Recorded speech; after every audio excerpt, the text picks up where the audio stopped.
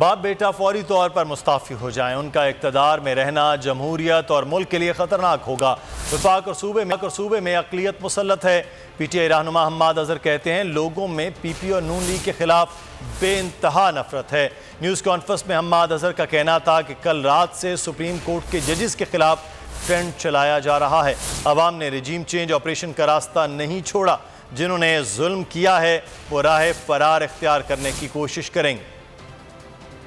वफाक में 85 जमातों वाला 342 में से मुसल्लत है। सूबे में अक़लियत होने वाला अक्सरियत पे हावी है और वज़ीर आला बना पड़ा है, मुसल्लत हुआ पड़ा है। जुल्म और बर्बरियत और इंतज़ामिया का बेदरेग इस्तेमाल, धज्जियाँ उड़ा दी गई कानून की, आइन की, मईशत की। अब आज सुबह से चीखो पुकार सुनाई दे रही है इन 12 जमातों के कायदे।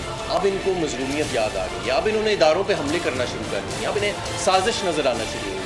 कल रात एक गलीज ट्रेंड चलाया गया सुप्रीम कोर्ट के जजेस के तरफ। हम सबको पता है उसके पीछे कौन था, उस ट्रेंड के पीछे, और ये आवाज़ें किधर से आ रही हैं। ये कुफर का निज़ाम चल सकता है, जुल्म का निज़ाम नहीं चल सकता, और जुल्म की आपने हद कर दी। मईशत की इस वक्त ये सूरत हाल है कि 230 पे रुपया जा चुका है। आज भी अगर इनमें कोई ग्रेस है, आज भी अगर इनमें कोई किरदार। सब्सक्राइब करें और बेल दबाएं ताकि कोई खबर रह न जाए।